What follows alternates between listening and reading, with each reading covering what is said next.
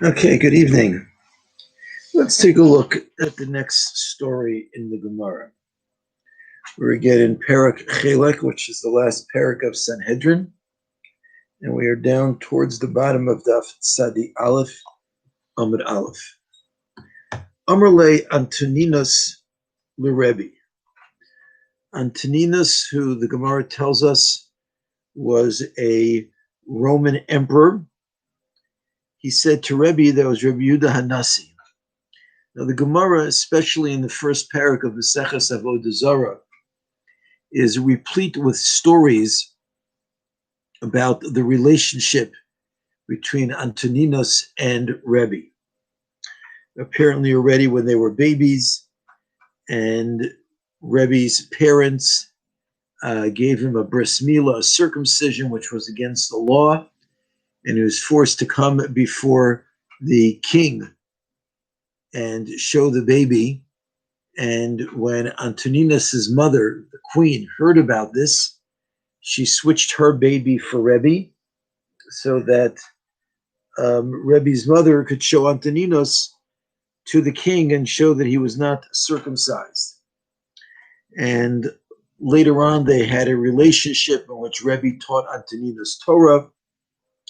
And the Gemara in general speaks very highly of him in his role as a Roman king. So he said to Rebbe, Guf uneshama, the body and the soul, yicholin liftor atzman min hadin, they can exempt themselves from judgment. Ketzad, how can they exempt themselves from judgment? Guf omer, the body will say, neshama chatas, it's the soul that sinned. After all, shemiyom shapir shemimeni, from the day that the soul left me, haredi mutul ke'even domem bekever, I'm like an inanimate stone in the grave. I can't do anything without the neshama. Don't blame the neshama, blame the soul for whatever I did wrong. Uneshama omeres, the soul says, guf chata. It's the sin, it's the body, which is responsible for sin. Shemiyom shepirachti mimenu, from the day that I left the body, hareni porachas ba'avir kitzipor, I am flying in the air like a bird, and I have nothing at all to do with any sin whatsoever. So Amrle, so Rebbe said to Antoninus, Ebshol lecha bashal, allow me to give you a parable, lemahadavar domet, to what this is similar. It's similar lemelech basar v'dam, to a human king, shahaya lo pardes noeh, who had a very nice orchard. V'hayu lo bo, and he had in the orchard bikuros noos, very nice young figs. V'hoshiv bo shnei shomrim, and he appointed two guardians, echad chiger ve'echad sumer. The two guards, one was lame and one was blind. So Amar lo chiger l'suma, the lame one said to the blind one, Bikoros nos ani ro b'pardos, I see very nice figs over here in the orchard. Bo v'har kiveni, come put me on your shoulders. V'naviam la'achlam, and we'll bring them to eat. Rochav chiger al gabi suma, the lame person rode on the back of the blind person. Veheviam, and brought them v'achlam and ate them. The Yamim, after some time, ba bal pardes, the owner of the orchard, came. Amar lehan, he said to them, Bechoros noos heichan hein, where are my nice, beautiful new figs? Amar lo chiger, so the lame person said, Klum yeshli raglayim lahalech ben, do I have feet that I could go and get them? Amar lo suma, and the blind one said, Klum yeshli einayim liros, do I have eyes to see? So Ma'asa, what did he do? Hirkiv chiger al gabi suma. He put the lame person on the back of the blind one. Vidano sam ke'echad, and he judged them as one. Afakadosh Baruch Hu also Hashem. Maybe neshama is going to take the soul v'zorka beguf and throw it into the body. Vidano sam ke'echad, he'll judge them together. Shenemar, as the pasuk says, and Tehillim Yikra el Shemayim Ma'al, he will call to the heavens above, Ve'el Aretz, and to the earth Ledin Imo, to judgment with him. Yikra el Shemayim Ma'al, when the pasuk speaks about calling to the heavens above, Zu Neshama, that refers to calling to the soul. Ve'el Aretz Ledin Imo, and to the earth to justice with him, Zahaguf, that refers to the body. So there's a lot of questions that trouble the commentators on this Gemara. First of all, in general, what was he doing, needing to bring in this parable? Also, what was the king trying to accomplish to begin with by having the blind and the lame guarding his orchard? What exactly was the point to begin with? And at the end, why does Hashem have to reunite the soul with the body? Let Hashem just say, yeah, I understand that the two of you together were in cahoots and created the entire problem. Why does he have to go ahead and actually reunite them in order to be able to judge them?